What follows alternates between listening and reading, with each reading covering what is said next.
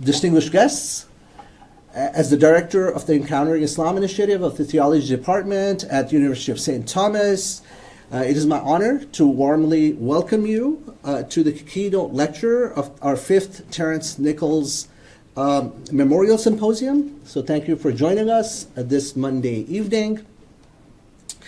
This annual symposium is named in the memory of Terence Nichols, an eminent professor in the theology department here and a pioneer in this whole region for Christian-Muslim relations, who founded the Christian-Muslim Dialogue Center at the University of St. Thomas, the kind of first of its kind in the area, of which the Encountering Islam Initiative is in many ways a continuation and a kind of child of that.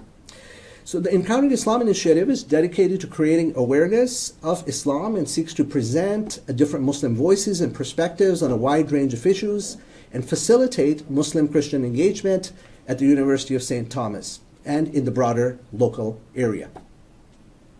For the symposium, we invite a resident scholar every year to address themes and topics and issues that may be important for both Muslims and Christians, as well as for people of other traditions, with the hope of initiating further mutual engagement, conversation, and action.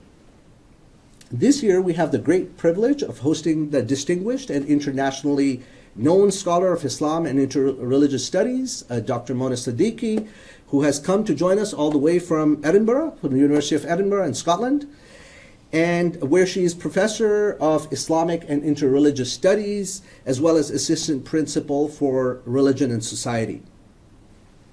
So just something about the work of Dr. Siddiqui.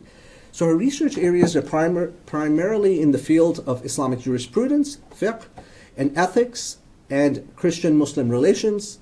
Amongst her many publications are A Theology of Gratitude, Human Struggle, Christian-Muslim Perspectives, Muslim-Christian Encounters, which is a 4-volume work, Hospitality in Islam, Welcoming in God's Name, Christians, Muslims, and Jesus, and The Good Muslim Reflections on Classical Islamic Law and Theology. She's currently working on her next monograph, Faith and Fidelity in Islamic Thought, which should be out by next year. As can be witnessed through the titles of many of her books, Dr. Siddiqui seeks to illuminate important and contemporaneously relevant ethical issues in conversation with Islamic and Christian perspectives. The title of tonight's presentation, Abraham's Angels to Europe's Refugees, The Ethic and Challenge of Hospitality, indicates such scope in discussing the theological, ethical, and even political dimensions of a topic that we often do not pay enough attention to, hospitality, and its role in religious ethics traditionally, and even more so in the contemporary global socio-political environment. She'll have a lot more to add to that, just like my take on what she might be talking about. So while religious and philosophical traditions have extolled hospitality as fundamental in human relationships, and the patriarch and prophet Abraham is said to have inspired a theology of hospitality, often echoed in Jewish, Christian, and Islamic literature, one often used as a framework for interreligious dialogue. Dr. Siddiqui argues that hospitality is more than an act of charity or simple welcome. It is an obligation which demands transformation of the self and of society. And in the light of globalization, increased migration and conflicts have led to the vast displacement of peoples towards Europe. This has reignited the question of who should be made welcome and forcing many to rethink the category of stranger, guest, and neighbor, bringing into focus again the significance of the ethic of hospitality today. Following her presentation, we also should have, although we lost a little bit of time, but we should have some good time for questions. So please, prepare questions. So we have a few minutes of discussion afterwards. Without further ado, I want to welcome Dr. Mona Siddiqui.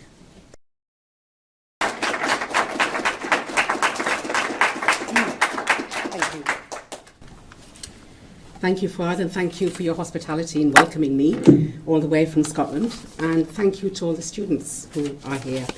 I have just been saying that in a post-COVID world, I'm grateful that anyone turns up to anything. So I know you're getting credits for this, but still, thank you for turning up. Part of my work maybe I can just elaborate a tiny bit on the introduction, is that I've always been engaged in public life in the UK. So irrespective of what I'm researching, I'm always conscious of what the political sociological environment is and what are the discussions that are taking place in political life, but also in terms of how pluralist societies try to make sense of what coexistence really demands from us. And so a lot of my work looks at the textual sources, but also then tries to relate them to what are the ethical dimensions of lived realities of people's lives. So this is going from a kind of theological, textual, all the way to the current, which you outlined this just now, to what is actually happening in Europe now, not only with refugees coming from the Middle East and North Africa, but more recently with the Russian invasion of Ukraine. How has that transformed our thinking about who do we welcome in our lives? So thank you. And please, at the end, feel free to ask any question within decency, any question you want, because I always say universities are the only space where we can have robust intellectual discussions. So don't feel, shy or timid or intimidated or whatever. Just feel free to ask any question. So from Abraham's angels to Europe's refugees, the ethic and challenge of hospitality. The concept of hospitality has no universal definition. It's multi-layered and it evokes a variety of theological and philosophical perspectives.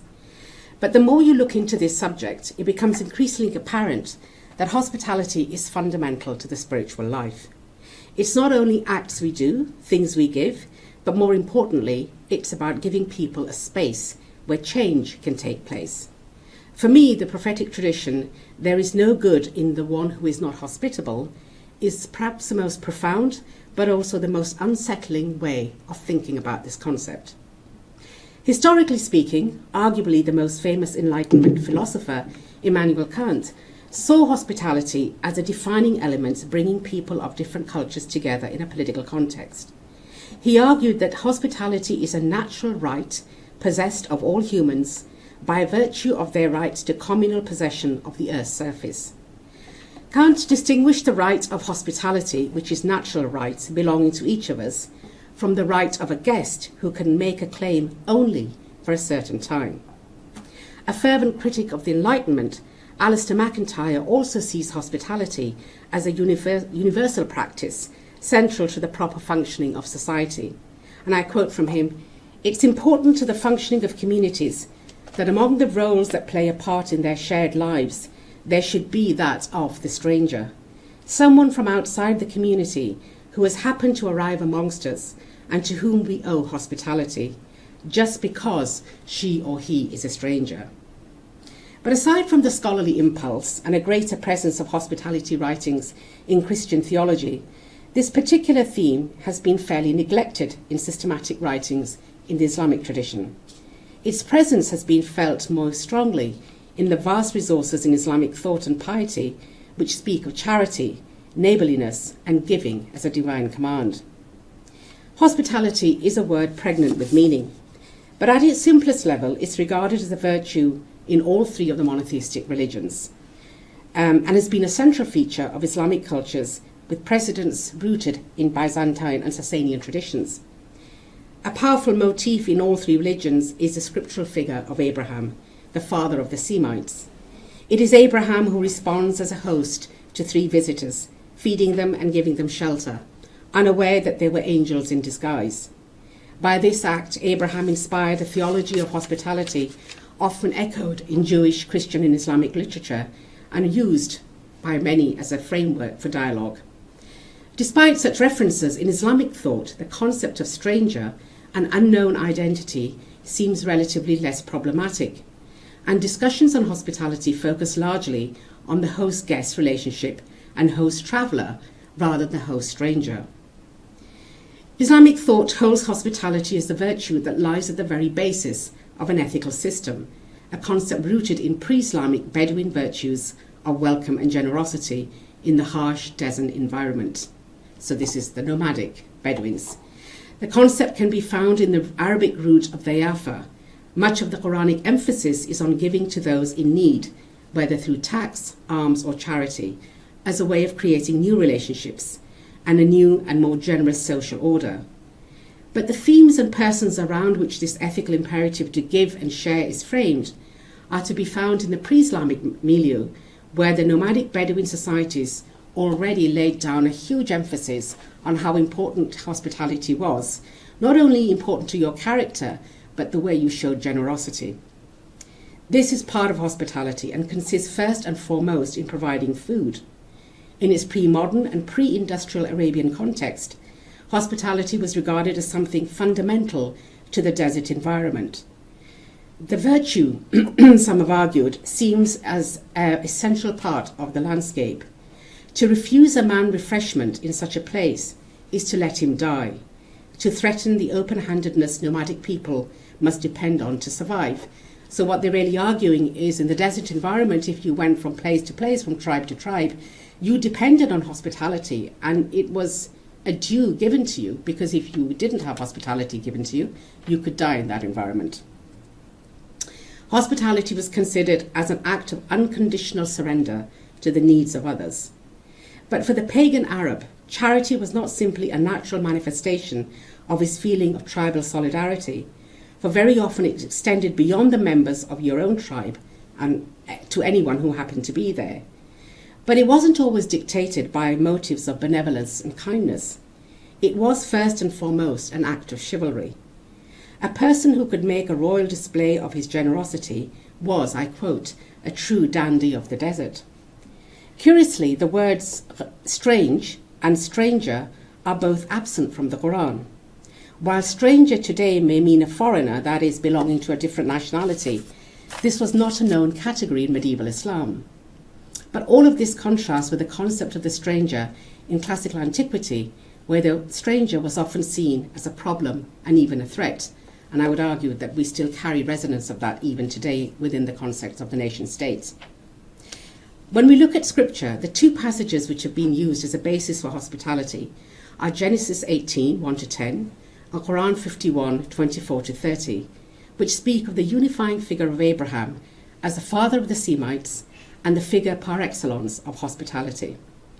While the Quranic version appears in both surahs Hud and Hijr, this particular passage has been used more by Jewish and Christian writers than by Muslims.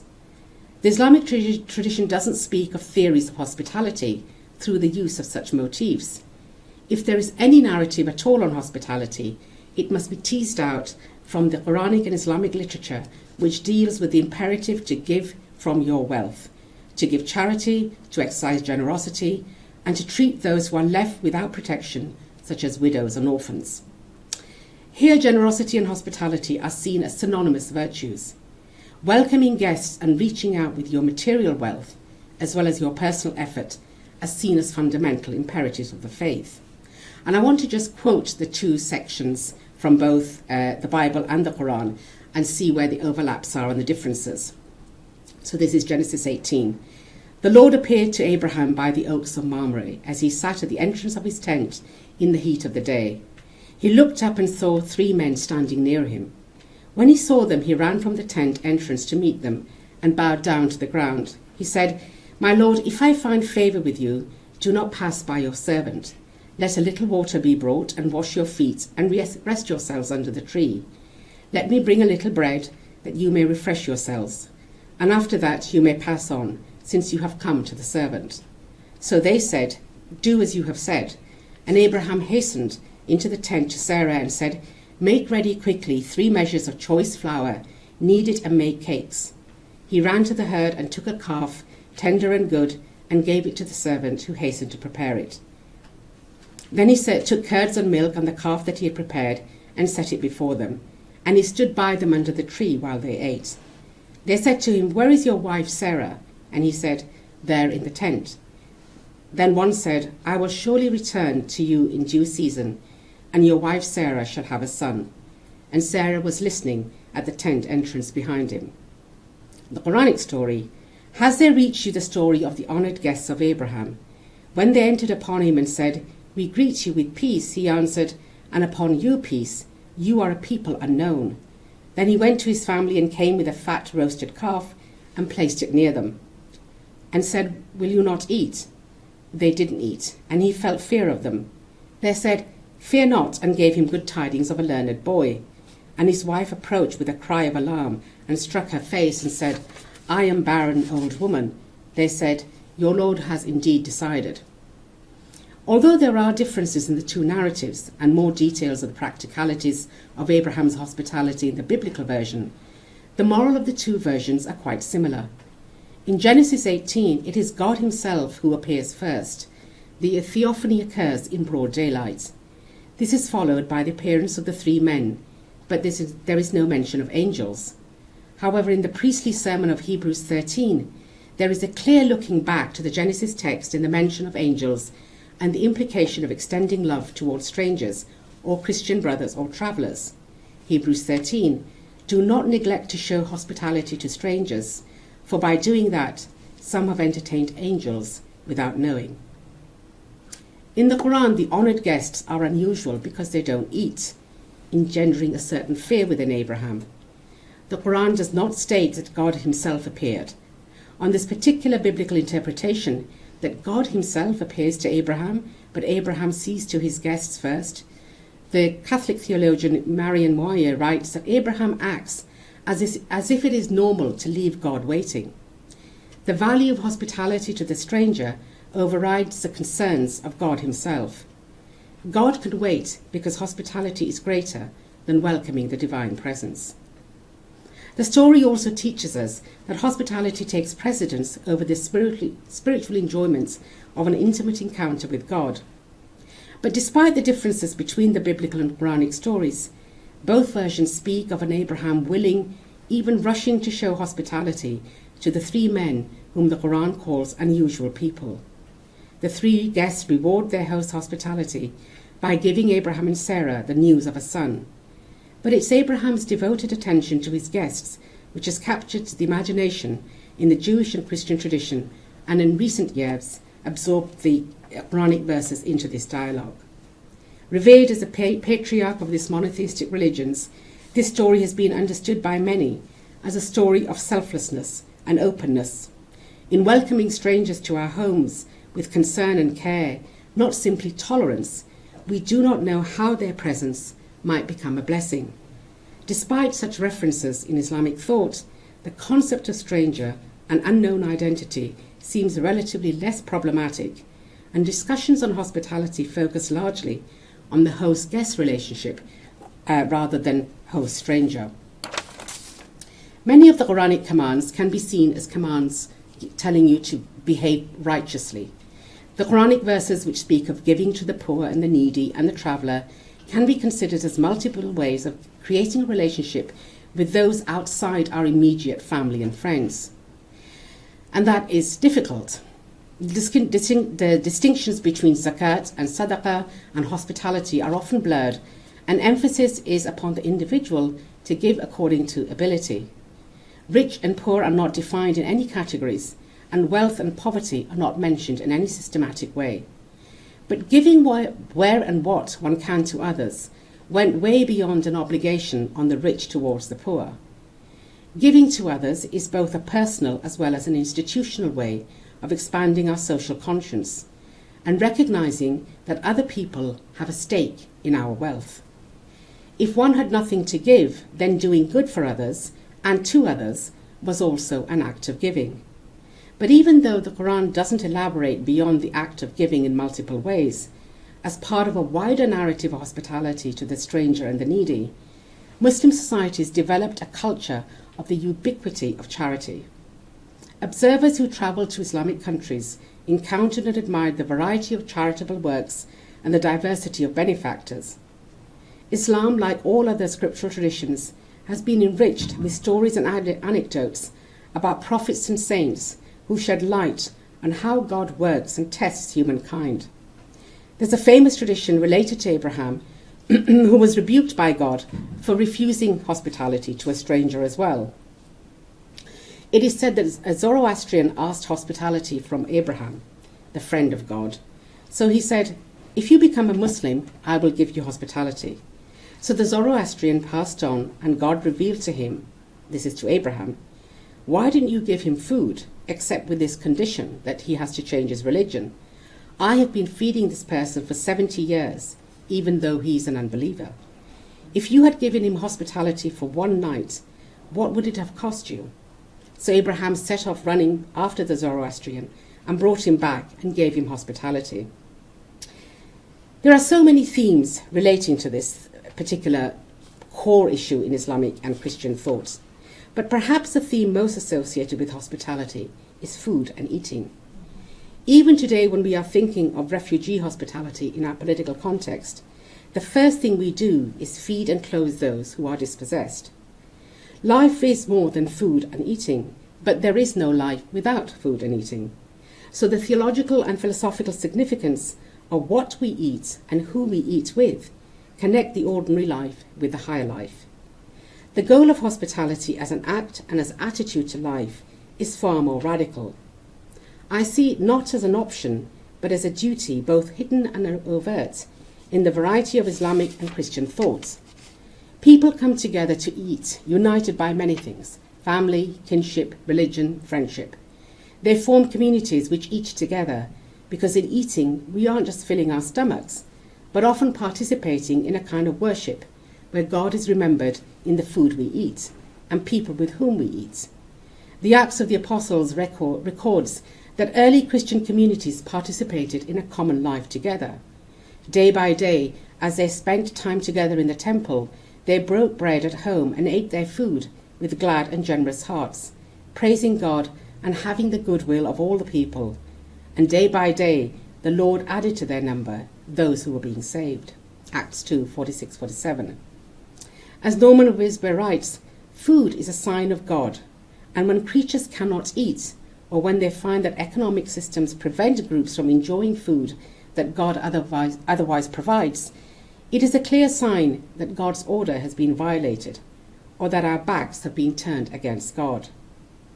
Leon Kass writes about the civilizing effects of hospitality in political communities, as hospitality requires necessity, generosity, and self-consciousness. And he makes the point that while nature's beneficence is silent and perhaps unintended, human hospitality is always deliberate and self-aware. One of the best discussions on how one should do hospitality ethically is in the writings of 12th century theologian Imam al-Ghazali on host-guest hospitality, and how so much of what is recommended actually goes against what we think is part of being a good host. This kind of work comes closest to a bridge between law and ethics. For Ghazali, our hospitality to others is a sign of our love for God, as God is always present, he argues, when guests are present at the table. But while food may be fundamental to the guest-host relationship, he argues one should refrain from any affectation. So if you possess nothing, you have no money to buy any food, you should not take a loan out for the purpose of feeding a guest. If you only have enough food for yourself, then you don't need to feel compelled to present it to the guest if it causes you difficulty. This is stressed at some length on the basis that if we put ourselves out for our guests, then we would tire of inviting people and dislike the whole process of hospitality. He writes, "A man said, I used to go to the house of one of my brethren, and he would put himself out for me. I said to him, you don't do this when you're alone, nor do I. So why do you think that meeting up with each other, we should eat like this? Either you stop this affectation, or I will stop visiting you." He stopped his affectation, and for this reason, the friendship continued. He cites that the Prophet ordered us not to put anything on of ourselves out with a guest with something if we didn't have, but to present him with what we had. There should be no shame in presenting whatever food one has to a guest, and nor should the guest make any particular demand when offered a choice. While this sounds like practical wisdom, it seems to me to be counterintuitive to what most of us do in real life. That is, that most of us go to great lengths to buy and prepare extra food with much labour for our guests, precisely because we wish to be hospitable. Hospitality therefore assumes a different meaning in the lived reality of people's lives, and while it's not always about ostentation, it is seldom satisfied with simplicity. Christian faith understands the dynamics of hospitality as a Christomorphic trace in the universe. God not only welcomes us to share in the humanity of his Son, but also in his divinity, the meaning of sacramental life, and the basis of Christian spirituality. As Christine Pohl writes, New Testament discussions of hospitality continue and extend, but also transform basic Old Testament understandings. In Romans 15, Paul urges believers to welcome one another as Christ has welcomed them. Jesus' gracious sacrificial hospitality, expressed in his life, ministry and death, undergirds the hospitality of his followers. Jesus gave his life so that persons could be welcomed into the kingdom, and in doing so linked hospitality, grace and sacrifice in the deepest and most personal way. So our hospitality to one another is a reenactment of God's hospitality. And focusing on the importance of home as a place where we do hospitality and break down barriers, Rosemary Horton writes, "To invite another person into the space I regard my own is at least temporarily to give up a measure of privacy. It's already to make a breach in the division between the public and the private, to create the common, and it happens in the space called home. The practice of the Eucharist sanctifies eating, and human consumption is orientated eschatologically, reminding Christians that their food both embodies something holy and points beyond itself to a reality at the edge of human understanding." And in his seminal work, The Gift, Marcel Mauss writes of his family friends in Lorraine who were forced to live quite frugally, but nevertheless, he quotes, they would face ruin for the sake of its guests on saints' days, weddings, communions and funerals. You had to be a grand seigneur on these occasions, because we must always return more than we receive. The return is always bigger and more costly. There is within us, I think, a strong sentiment and willingness to do for others, a desire which, even susceptible to our own egos and leanings for ostentation, remains at the core of hospitality. The purpose of hospitality is not only to solidify existing relationships, but to reach out to those who are considered to be on the margins of our communities, and very often people who aren't only materially poorer, but suffer other disabilities and disadvantages. In offering them hospitality, we aren't expecting any immediate benefit, any reciprocal invitation, but, and I quote, "the poor and the infirm come with their inconvenient needs and conditions, with their incapacity to reciprocate, but in welcoming them, one anticipates and reflects the welcome of God." Hospitality compels us to say something about who we socialize with and who we allow to enter into our lives. And in a generation, I think, where friendship is probably the highest relationship many young people say, for them it is anyway, it's interesting to think about your own friendship circles. For many Muslims, hospitality is central to good living, even if the legal texts do not advocate limitless hospitality. This should call for a radical rethinking of our lives and the lives of others whom we invite to share in our own life. Many lament that our contemporary cultures have distorted hospitality, making it sound sentimental, as if hospitality has lost its power. But as the Catholic writer Henri Nouwen writes, hospitality can at first bring to mind soft, sweet kindness, tea parties, boring, bland conversations, and a general atmosphere of coziness. But it is not a domestic sentimental affair, a watered-down piety. It is what keeps alive the sacred in the ordinary. Philosophers who look at hospitality in the broader context of the nation-state see the tension between the moral person and the legal person. As a moral person, the individual has absolute value, and this value is unconditional because the individual is an end in himself. As a legal person, he has no absolute value because membership of a legal community is conditional. The legal community is based on the notion of exclusivity, setting out the criteria for membership, and the latter is gaining a momentum as globalization, increased migration, and refugees emerging from multiple conflicts and wars have forced many of us to think what it means to welcome someone, to give them refuge and even citizenship, as well as food and water. We don't really live at a time when people come knocking on our doors for food and water, but we are tested in our hospitality in different ways. For Derrida, hospitality is ethics, and ethics is hospitality. Culture itself, and not simply one ethic amongst others. It is about crossing boundaries, including between self and other, private and public. And religious traditions, while extolling hospitality, are often very cautious about how one crosses boundaries in a legal sense. This is especially so in the case with issues that pertain to an increasingly globalized and interconnected world, but where strictly enforced territorial borders raise the question as whether we have a right for someone to invite us in. Over the last few years, Europe and the UK have had heated discussions, I think you've also had some in the States as well, over those fleeing to the West from the bitter conflicts in Syria and nearby countries.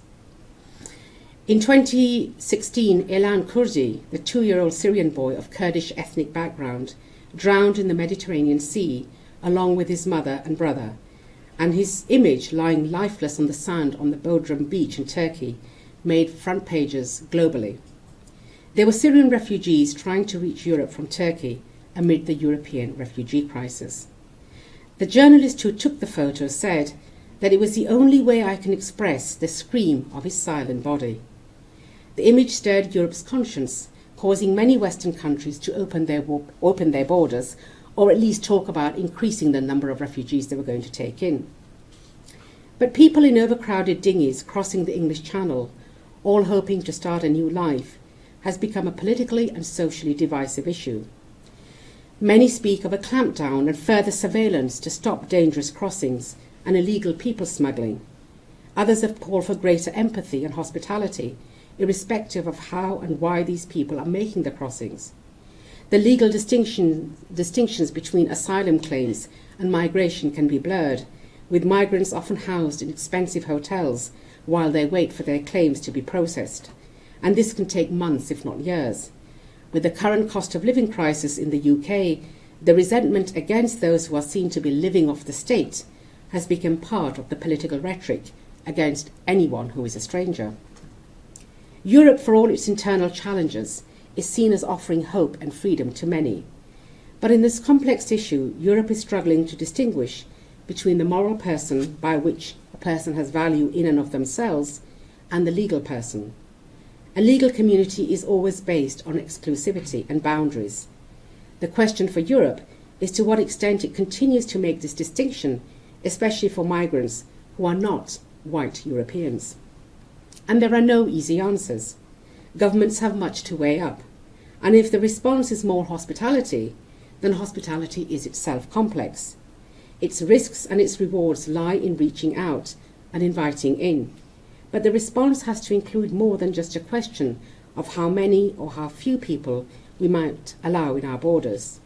It has to focus also on the human story, and it must surely begin with reflecting on the causes of instability in parts of the world and our own responsibility to alleviate these situations. Our moral compass has to inform the legal challenge, because when people are desperate to escape, they will do anything. They will gamble their lives on the seas, even with the knowledge that should they die, they will simply disappear. Edward Said's words carry a particular potency today, as multiple conflicts and wars are leading the new waves of migration in which many die, trying to flee. And Said had said this decades ago. The greatest single fact of the past 3 decades has been, I believe, the vast human migration attendant upon war, colonialism and decolonization, economic and political revolution, and such devastating occurrences as famine, ethnic cleansing, and greater power machinations. And he asks, who is going to chronicle the sad lives, the sad experience of contemporary exiles, refugees, and expatriates? It seems to me that no one will write about them until we do more to acknowledge that their lives matter, and not just at the point that they choose to make a dangerous sea crossing. Migration is a complex process, whether it's refugees, asylum seekers, or broader economic migration to wealthier countries. It's a hugely divisive political and social issue, and in Britain, the overriding optics of people huddled together on small boats on the Channel stirs both compassion and contempt. All kinds of narratives of hospitality and hostility collapse on this topic, and in recent months the Home Secretary, Suella Braverman, has been constantly criticised for coming up with policies which many consider degrading, even cruel. In the case of hospitality connected to the sovereign, territorial nation states, there are ethical questions linked to unconditional hospitality, or even borderless hospitality, which calls for an unqualified welcoming of those who have been neither invited nor expected. And Thomas Clavier asks, can a place possibly be imagined where unconditionality, which both Levinas and Derrida helped us to think, can play a role, let alone be exercised? Or does such an idea of hospitality represent a genuine utopia? Becoming a refugee doesn't define who you are as a person. It's something which happens to you. The British writer Warsan Shire says in one of her poems, no one leaves home unless home is the mouth of a shark. You only run for the border when you see the whole city running as well. After the 2015 Syrian refugee crisis, the initial outpouring of empathy and sympathy turned into suspicion for many. The refugee can go quickly from being seen as a victim of geopolitical conflicts in need of protection to threatening the nation-based order. War fatigue sets in, and so can refugee fatigue. The flow of refugees and migrants from the Middle East and North Africa into Europe led to political and cultural soul-searching in the West and reignited religious and civilizational debates along the simplistic and I think rather reductive binary of Islam in the West. But in 2022, with the Russian invasion of Ukraine, more than 2 million Ukrainian civilians became refugees, and Europe and the West generally began to face what it saw as another humanitarian crisis. In what's now turning out to be a rather protracted conflict, the images of women and children fleeing across borders into neighbouring countries compelled many countries to examine their moral responsibility to those literally running for their lives. Even as nations across Europe try to retain checks and balances, many open their doors because how we welcome desperate people in desperate circumstances reveals the very soul of who we are, I think, as individuals and nations. I'm not convinced that charges of hypocrisy are justified, but many were levelled at Western governments as the welcome received by Ukraine's refugees triggered the debate about good refugee, bad refugee, whiteness, blackness, Muslims and Christians, at times in a very polarising way.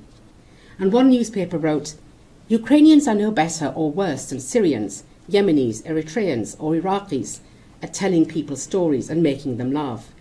But the West has fallen in love with them as refugees in a way it proved incapable of doing with those from Africa and the Arab world. The inhumanity and hypocrisy are self-evident. In Calais, Ukrainians are put up in hotels for free, while Sudanese and Eritrean teenagers are evicted from campsites by armed police. Watching footage of Ukrainians desperately trying to board trains heading west, Al Jazeera presenter Peter Dobbie exclaimed, "These are prosperous middle-class people. These are not obviously refugees trying to get away from areas in the Middle East. They look like any European family that you would live next door to."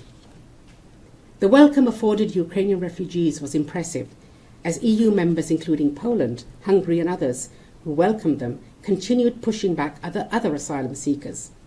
And many argued Europe knows how best to support refugees, but the support seems to depend on who they are. Until that changes, the tragedy of forced displacement is likely to be compounded with each new refugee crisis. A year later from the invasion, it seems to me that the world will only see a greater number of refugees, and that we need to rethink hospitality, not only as an issue of borders and citizenship, but intrinsic to our everyday responses to those around us. And there are no simple solutions to a problem which so far, I think, has been met with little political resolve, but requires a profound ethical imagination. And just to conclude, if we see hospitality only as a theological rather than sociological and political virtue, we fail to recognise its far-reaching potential for transforming society. Because in the end, hospitality does help to restore people their dignity, not just refugees who already feel dehumanised, but ordinary citizens who may feel ignored or on the margins. It has the power to turn hostilities into friendships, which are mutually enriching, and in which moments of need allow all of us to become part of someone else's story. Nor does hospitality have to be unconditional or done in one way, and nor does it have to just mean one thing. Hospitality, for the most part, requires conversation, people and movement. It is a drawing in as well as a reaching out. Christian and Islamic cultures have emphasized the significance of hospitality as a structure and an act in the cultivation of the virtuous life. In both traditions, hospitality has been extolled as good for the individual and the host and the guest because it unsettles everyone. And this isn't easy, but being a certain way can eventually become our character. It is possible to speak and act more charitably towards those we don't know or even those of whom we are suspicious. Today, we don't have the stranger and the traveller knocking on our door asking for food and shelter, but we have all kinds of other people who are made to feel that they don't belong anywhere. A few years ago, I was speaking at the Forum 2000 conference in Prague, where the discussion was democracy and education. Despite the variety of people in this impressive venue, and these Forum 2000 conferences are really spectacular, almost every conversation focused on the current migrant issue, or more specifically, the Muslim migrant issue. One young Czech woman challenged me about the recent exodus of people leaving their countries and coming over to Western Europe. And she said that her country and other Central European countries didn't want to copy Western Europe by buying, and these are her words, into these liberal values and now facing the pitiable failure of the multicultural experiment. For her and others, Muslims just couldn't integrate because of their faith, and Czech society may not be very Christian, she said, but it was homogeneous. Some in the audience looked distinctly uncomfortable, but many nodded approvingly, perhaps reflecting the words of their own president, Miloš Zeman, who 2 years before he was elected described Islam as the enemy of the Euro-Atlantic civilization. Of course, this is only a partial picture and doesn't do justice to the millions of people from across various religions and backgrounds who have not only made Europe their home, but also a very happy home. But let me just finish on a note of hope, I think, because I think we can get too far into the kind of negativity of what is happening in the politics. In my travels around the world, it seems to me that stories of migration are largely stories of gratitude. They are stories of people who didn't know what they would find when they left their homeland. Many who intended to return, but stayed in the country which gave them refuge, and more importantly, welcomed them. There is a randomness to migration, a luck involved in where you settle, or perhaps where you are allowed to settle, because people leave and seek new homes for different reasons. Our search for tranquility can be hard and demands that we reimagine what we need and how we nurture a sense of belonging, because I do feel that pluralism in any society relies on the transactional nature of hospitality in our civic life. But despite this displacement, I find that gratitude to the country that welcomed people, despite any hostility, gave people new purpose and new meaning. They wanted to give back because they had been given a second chance. And it always reminds me of the famous word of Meister Eckhart, if the only prayer you ever say in your entire life is thank you, that will be enough. So thank you.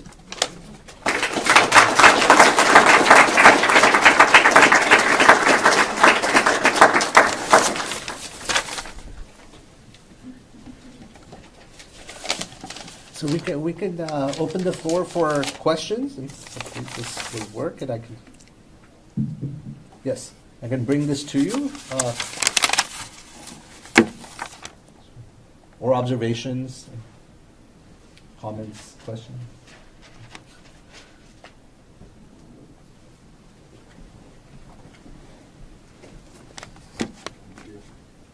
Thank you for this profound and really wonderful presentation. I teach theology by day, and I run something called Rebuild Ukraine by night. And we support over 100 refugees, women and children from Ukraine in Montenegro, Lithuania, and also internally displaced in Ukraine. And what I was struck by is precisely the point that you mentioned, and that is that does, anecdotally at least, there does seem to be a difference of attitude. Let's say countries such as Poland that has accepted enormous amount of Ukrainian refugees, 1.5 million of them. Countries like Lithuania, vis-a-vis specifically these white Europeans that are obviously fleeing from very, very complex circumstances, And I was thinking specifically about refugees from Syria, et cetera. And so the passage that you quoted from the newspaper, I think, is asks a number of very searching and significant rhetorical questions. So my question for you is, while I only had very kind of anecdotal, if you will, evidence for why the difference would be the case, could you comment perhaps both on the religious and perhaps racial components of that difference? And then, of course, we'd rather let our students talk more. Yes, of course. Yes, of course. I'm not, I mean, there were a lot of newspapers and a lot of commentators that talked about, oh, there's an inherent racism here. I don't like to level the charge of racism. It's a very reactive thing, like, oh, they're welcoming Ukrainians because they're white. Well, maybe that's true, but then whiteness is not just skin color. It represents something else as well. So there are civilizational similarities, there are cultural similarities. Does that make it right? I don't know. But I can see why people responded straight away.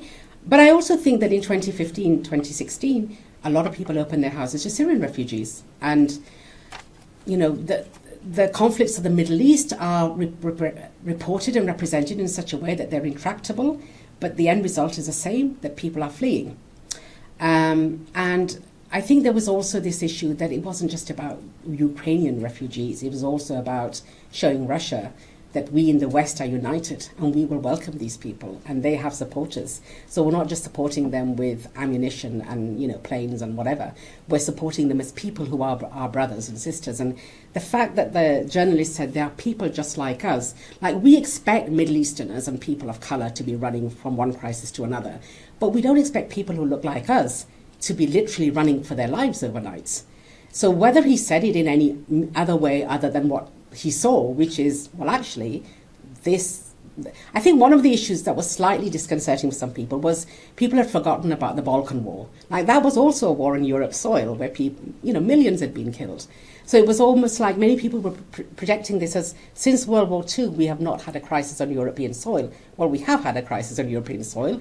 There's always a crisis on European soil. But so don't forget that. But that was almost seen as a religious sectarian conflict. This was seen as a West against Russia. And so there was an immediately, and this was, I think, what rattled a lot of people, all kinds of structural things were set up almost overnight to allow people to welcome refugees.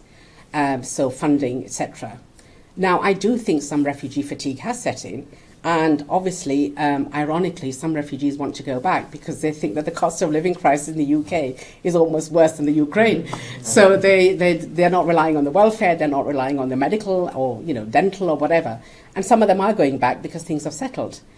But I'm just very loath to make these conflicts emotionally polarizing immediately, because I think that makes a good media, but it doesn't make for thoughtful citizens. Like, we need to rethink, well, can we have unconditional hospitality? I don't think we can, not in a civic sense, because pluralism is very fragile. I mean, we think our pluralist societies are very robust, but it only takes one or two small things and people start dividing across certain lines. So I would much rather be calmer and consider, well, there's reasons why Europeans are attracted to welcoming more Europeans rather than Syrians. I think that the one area which is problematic is what's happening across the English Channel. The number of migrants coming across and drowning in it. But I don't know how you resolve that unless you give people the absolute right to seek asylum, which is their right by international law. But at the same time, many of them are not waiting for that. They are just, because there is no safe route, they're taking any route possible. I don't know what one does with that. But I don't think our political response has been very imaginative. I'm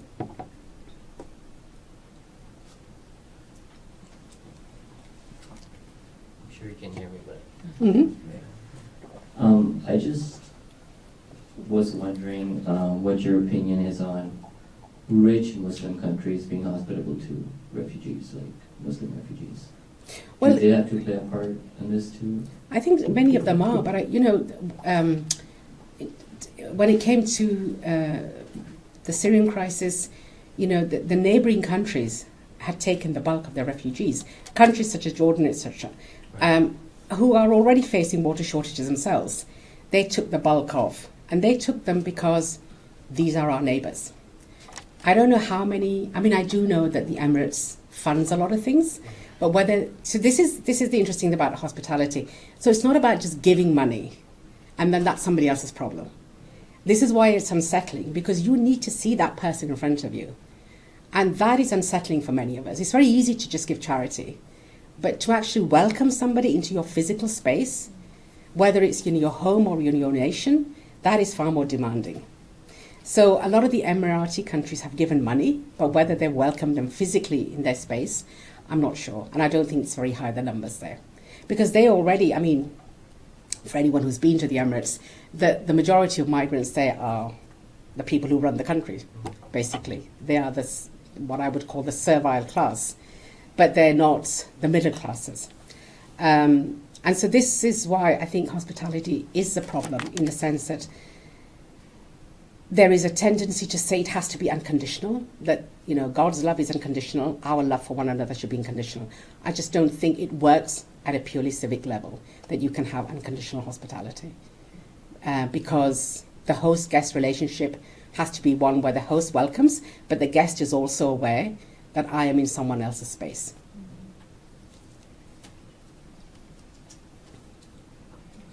Just a short comment to that. Mhm.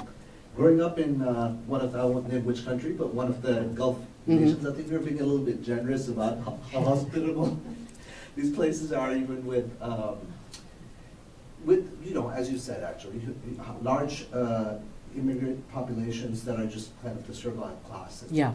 There's No, they're not hospitable. That's what I'm saying. Exactly. Yeah. But if you say to the people, you know, I once said to a class in Dubai, and I said, you know, if all the South Asians left Dubai today, your economy would collapse overnight.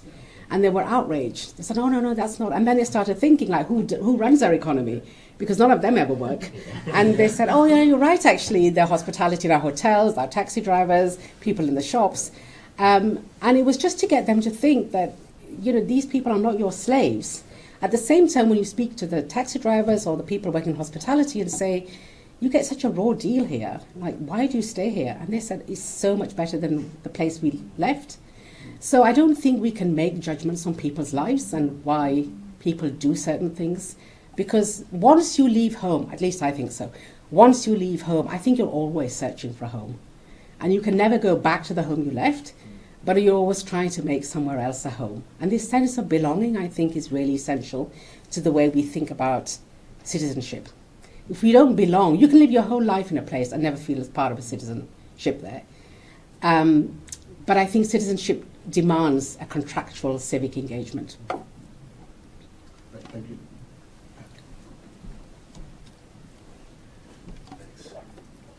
So, I know, and it's definitely not the first place I've heard this. I think a lot of people have been thinking this, that, you know, when these Ukrainian refugees, they're going to fit right into the rest of Europe.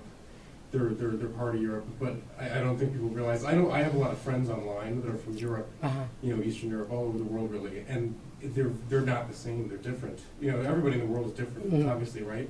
Do you think it's possible that people are overestimating just how well Ukrainians are going to fit in the rest of Europe? I think the other question is whether they want to be part of Western Europe. I mean, people don't leave home for no reason, and most people want to return. I think you're absolutely right. I think Eastern Europeans, culturally, religiously, and socially, are quite different. And many of the ones who've arrived in the UK are desperate to go back, not because they've not been welcomed or made to feel safe, but not only because they miss home, but also their lives are very different. And interestingly, at a kind of geopolitical level, it's interesting that Ukraine wants to join NATO, join the EU, and the EU is saying, yes, you know, we really want to support you, but that's taking it a step too far. Like, you need to tick certain boxes if you're going to be part of the European community. And I think, to be honest, I think Ukraine is far away from there. And it also, you know, the support that it gets, that Russia gets from Hungary, or we kind of forget in Western Europe how connected the former Soviet Union, all the countries that are now independent, how culturally they're still connected. Because we think of the nation state as each state in Western Europe, France, Germany, the UK, autonomous with their own culture, but many parts of the former Soviet Union are culturally very similar. And this is why the Ukrainian crisis gets even more complex, because, especially with the religious dimension of it, like who do you excommunicate and who is no longer part of the Orthodox Church, and all the conversations that are happening, they are not as simple as many of the Western media make them sound. Like the West is all good and everything there is bad.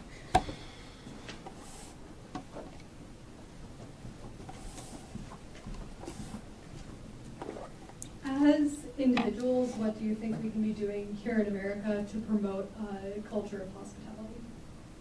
Do you think, if I can put this back to you, do you think that Americans are hospitable generally? Well, I mean, just anyone who would defend American hospitality nationally, civically. Yeah, one hand. That can't be true. I mean, people come here precisely for, whatever reason, but any taxi driver I've sat with has always said they would never go back because America has welcomed them. Now, I don't think welcoming means things have to be perfect, but welcoming means, this is the bit that's interesting for me, because I'm a victim of that as well. Like, who is in your friendship circle? Who are the people you socialize with and eat with and go out with? And it's usually people that you just probably like you. I mean, maybe your generation is different, because I think globalization and connectivity allow for different types of friendship. But if you actually seriously think about friendships, your closest friends will probably be, for most of us, people who are on the same radar as us, cultural background, economic background, whatever. There's nothing wrong with that. Absolutely nothing wrong with that. It's very natural. But I think that's a challenge of hospitality, that you feel unsettled, that you feel you have to let someone else in who's going to challenge you. Not challenge you in a negative way, but to say there are other ways of being. There are other ways of thinking and living. And that's not easy. But I don't know, I think by and large, I don't live here, but I come here very often, that there is a culture of hospitality here. I mean, okay, it comes with a pay, or either with a check at the end for everything, but the way the culture of hospitality is manifest, there's a generosity there as well. There is a generosity. It's, there's somebody there. And somebody pointing to somebody there. Okay. So, go at the same box there.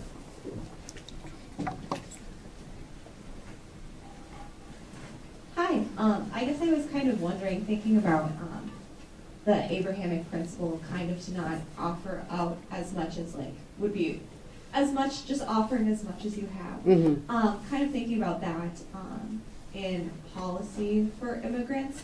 What do you think that limited hospitality would look like? Because to me that kind of seems like an oxymoron. Yeah. If we're going with the theological principle, I guess I was just wondering what you would say. So there's a very interesting story as part of a theological principle that your guests are guests for 3 days, and after that your guest becomes a pest.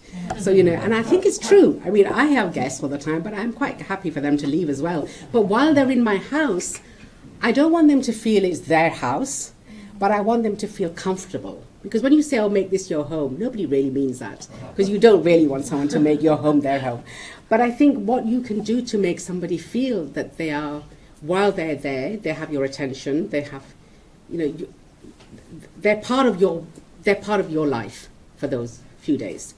I think at a civic and a political level, though, so at the moment, anecdotally again, in the UK, many of these asylum cases are taking months, if not years, to be processed.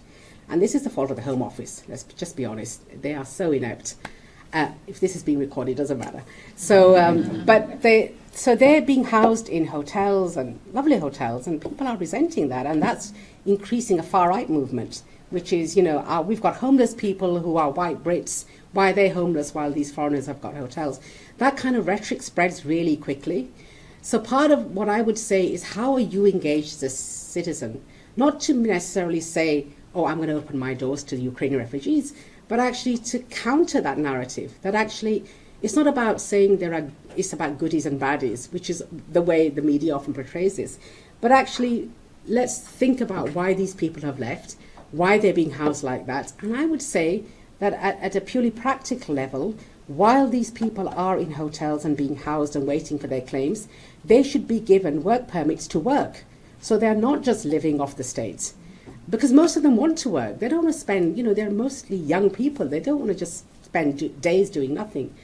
Why don't you let them work and contribute to the economy, contribute to learning English, contribute to kind of making a home for yourself? But no, they're seen as people that we just need to lock away until their claims are processed. And while that's happening, then all this kind of negativity around them becomes even more vocal. So the reason I don't say unlimited hospitality, because I think that can be very fragile. So it's nice to think that I could have someone in my home forever, but the cost of that might be too much.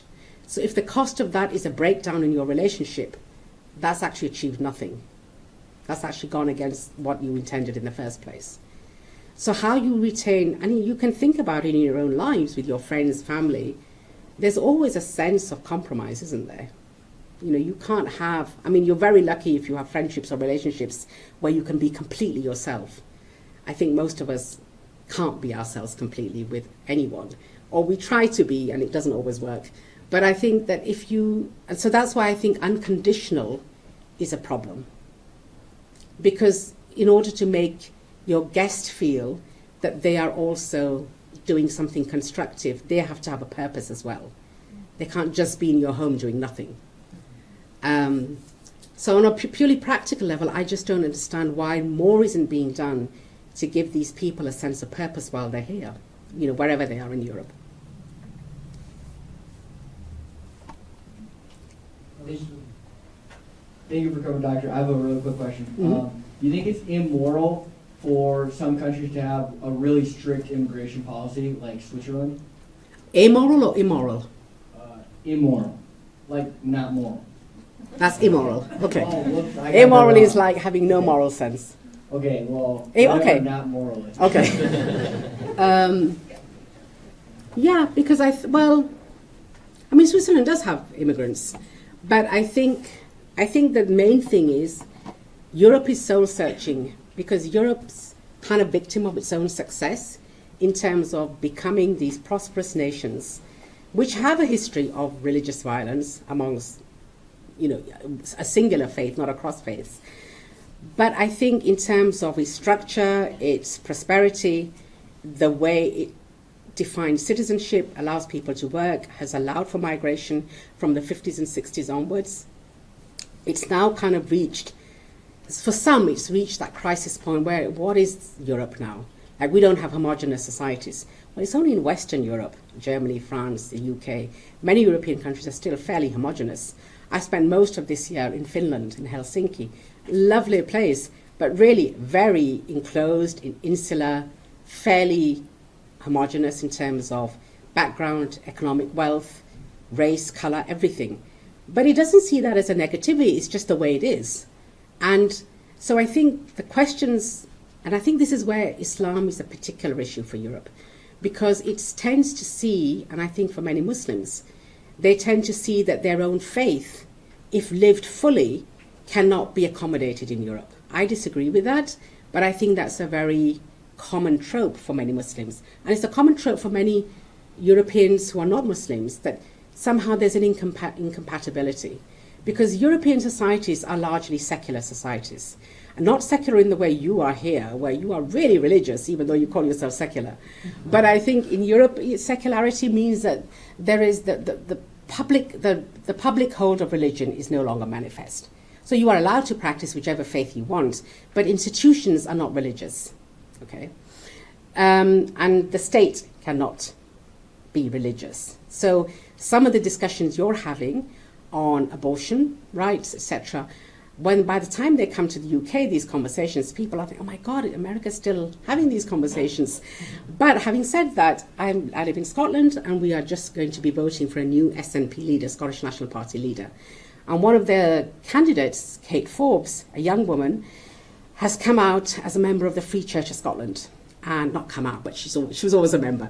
But she's come out with her views now, which is anti-abortion, anti-same-sex marriage, anti-gay rights, etc., various things. She said, I will not roll back those rights, but this is what I believe. And this has caused a huge issue. Like, should our politicians express their religious rights, their religious principles, their religious faith? And so many have argued, no, it's refreshing to see and hear a politician who is so open about her faith. She's already said that she's not going to roll back the rights, but this is what she believes. But for many, especially those whose rights are always slightly on the edge, they are afraid, because they say a leader should demonstrate equal rights for everyone. So if you have a faith that is already saying, well, I don't agree with this, this, and this, then maybe when it comes to future legislation, you're not going to back this, you're not going to support this. And so we're not used to these discussions in a way that you are here in terms of the state and religion. But I think that we do religion really badly in Europe. We do it almost when there's a crisis, and everyone then gets defensive. Because we don't think of religion as something that we should talk about in public life. When you think about it, 86% of the world's population have a religious belief. But the 14% are so dominant and the discourse of secularity is so dominant. And actually, I am secular. I would support the secular framework. But I think it becomes so dominant in a way that almost drowns out any voice. So when that voice comes into the public sphere, it's always on the defensive. And I think to some extent we underestimate the power, maybe you don't in America, but we underestimate the power of the religious voice and how we need to be more sophisticated, more nuanced in not just thinking about faith in our personal life, but what happens when faith is institutionalized, or what happens when faith is politicized. That is the worst issue. So, yeah, I think the real issue is really for many Europeans, if we let a lot of more Muslims in from these countries, our societies that are, fairly multicultural and we're kind of trudging along fairly well, they're going to become increasingly imbalanced. And that is against the view also that recent surveys have shown, similar to your Pew Forum surveys, that the majority of people in the UK now are non-believers. So they are no longer professing the Christian faith. That doesn't necessarily mean that they don't believe in God, but the way you judge faith, which is do they practice, do they go to church, do they do various things. And that's led to another debate, which is the humanist debate, which is why have faith at all in any of our institutions? The language of human rights has to be the new religion. And sometimes it's really hard to argue against that. Which of your human rights can I roll back in the name of faith? Yeah. Hi, thank you so much. That was wonderful. I just wanted to put a plug in for hospitality in Minnesota. Because outside of New York, which accepts the most refugees of any state in the Union, Minnesota accepts clearly the highest number. And that is because of churches. Because one area so in the US, it's more important for us to make a distinction, or we, having lived in Europe, we make more of the distinction between a refugee and an asylum seeker. Yeah. Because Europe is plopped right in the middle of, Asia, Africa, the Middle East. We're very isolated. So we have neighbors on the north and neighbors on the south. The way the US system works is that we have a cap of refugees that we'll allow into the country every year, and that's been figured out since the end of the war and the UNHCR. But in Minnesota, it's one of the few places that the US government will allow religious institutions to be involved and receive federal money. And Minnesota has resettled.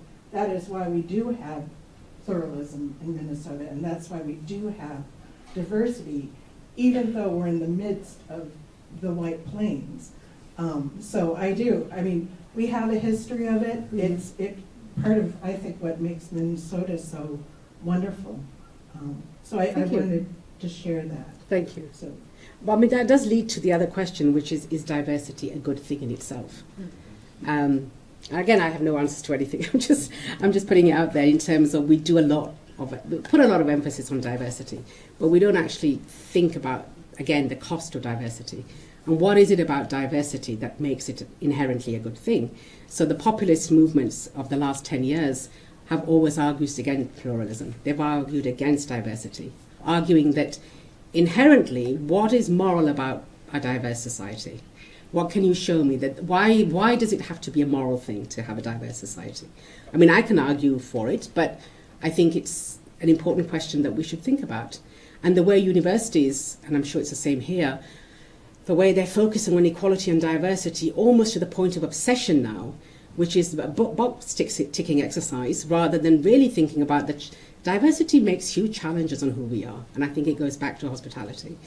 But equality and diversity have become such major issues in institutions now that a lot of people are getting fed up. It's almost a reaction like, oh no, not another equality diversity seminar or another equality. Like, you know, how does one be with people of different religions or colours or whatever? And I just don't think we know how to do equality and diversity properly, institutionally. I think we may have made some ground, but I think that the essential, more philosophical question of what is it about diversity that is inherently moral, I don't think we actually tackle that.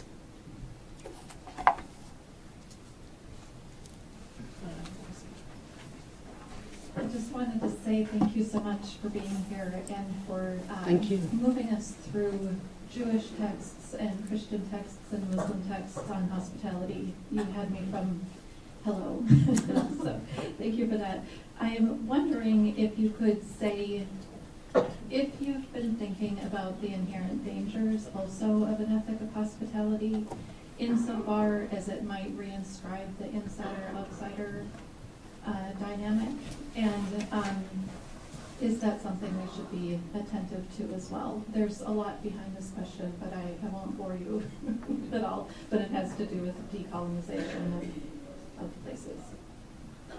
Yeah, I'm so out of that conversation in a way, because I think a lot of the whole decolonization, I think in terms of discipline, in terms of movement, I think it's moving so fast that people are reacting against it before it's even kind of taken ground in many. And I think it's also happening more in here than it is in Europe. But here, for different reasons, political reasons, race is a much bigger issue here. Overtly, I don't think race is a smaller issue in Europe, but overtly race is a much bigger issue here. I just think that, I think I've always thought this, even when I was a student, that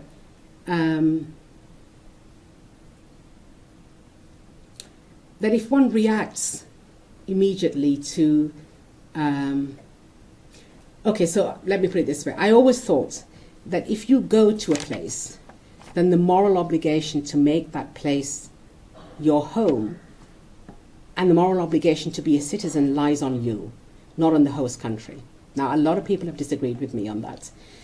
But I feel that it's human nature to be slightly wary of people who are not similar to them. And that doesn't necessarily happen in urban, sophisticated cities where, you know, pluralism is just there, it's a given.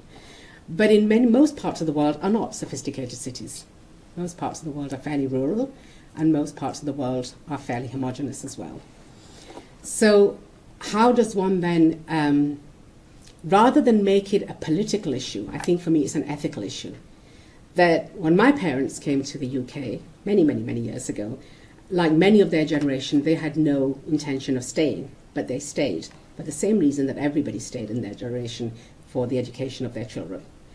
Education was a salvation to them. You know, it was, if you had a good education, we never talked about diversity or citizenship or anything. It was just a sense that you will learn and you will grow and you will make this your home and you will give back. And that it wasn't a giving back that you have to do things in a certain way, but it's giving back that makes you feel you're a citizen. It's not the other way around. I want to feel a citizen, then I'll give back. So it was always natural to me that in order to feel a sense of belonging, even with all the ups and downs, you have to make that first move. And then the person who may be suspicious of you or who may not be wanting to welcome you sees actually that that person, for all the differences, is just like us. And I don't necessarily mean that in a simplistic way, but in the sense that we can form a civic bond. We can form a society together. Because one of the issues today is this whole rhetoric around the good refugee and the bad refugee. There are bad refugees that come from many parts of the Middle East, but the good refugees come from Europe. But of course, now that we're out of the EU, unfortunately, with Brexit, the Europeans, but also the bad migrants, which is now biting us in the backside, basically, because everybody knew that they were not the bad migrants, and we need the Europeans. So this is going back to your question about how can you have an ethic of hospitality, be engaged in politics. And I don't mean necessarily politics with a big C, but just in civic life around you. Because the rhetoric can very quickly escape from being one of tolerance and compatibility to one of resentment. And as soon as you start resenting, that's, I think, when the trouble sets in. Then you're very easily swayed by all kinds of arguments that are not conducive to how one... Because I don't think there is any alternative to coexistence. I really don't. So how do you coexist peacefully? Being engaged, whether theologically or civically in public life, I think is really important, and especially for younger people, because it's your futures that are at stake here.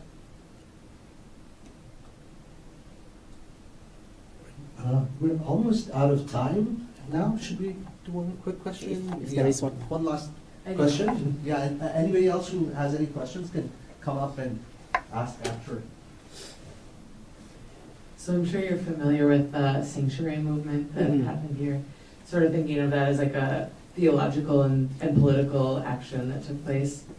Do you see it happening in Europe? And then a second part of that question is that hospitality and sanctuary both could be like drawn from the Hebrew Bible. Absolutely. And sanctuary was. So are there other words that you think are effective in the rhetoric of immigration and the rhetoric of refugees that don't immediately put categories onto people or don't immediately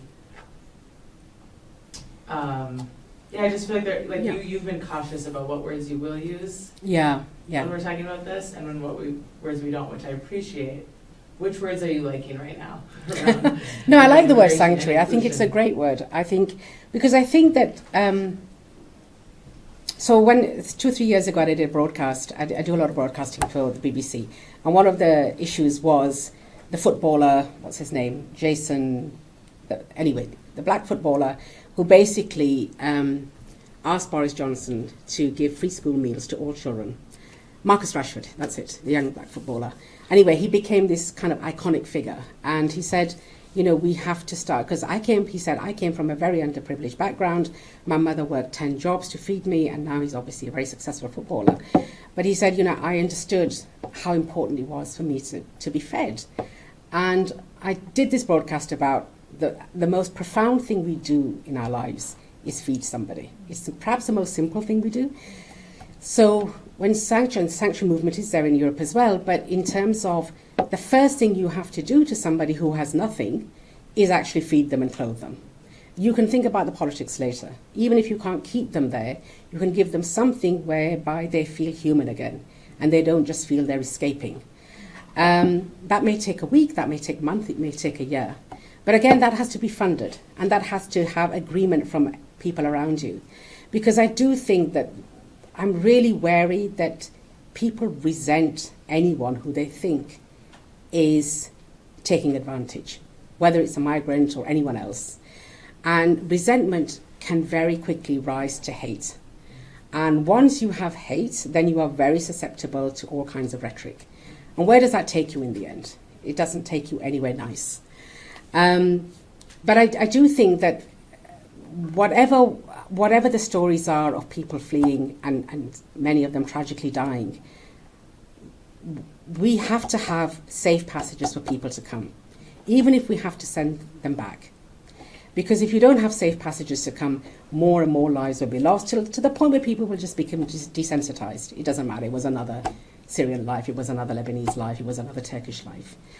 And I think that sense of how dismissive we can be about other people's lives is not good for our own ethic, irrespective of whether we welcome or not, because it makes us feel that the only stories that matter are our stories. because we are prosperous, because we are educated, because we have a future. It doesn't really matter if other people don't have a future. So I think sanctuary is a great word. And I think one of the nice things, and maybe I'll end on that, is in the last few years how many different religious charities have just come together to work, all their differences aside, because the basic work of feeding people, giving them shelter, is what's drawn all these people together. And I know for a lot of people that just sounds like sentimental, but it actually isn't. It actually takes a lot of effort to bring people together to say, we have to work in this common cause.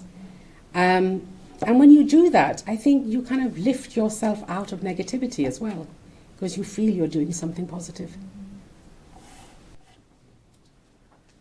Thank you so much, Dr. Thanks.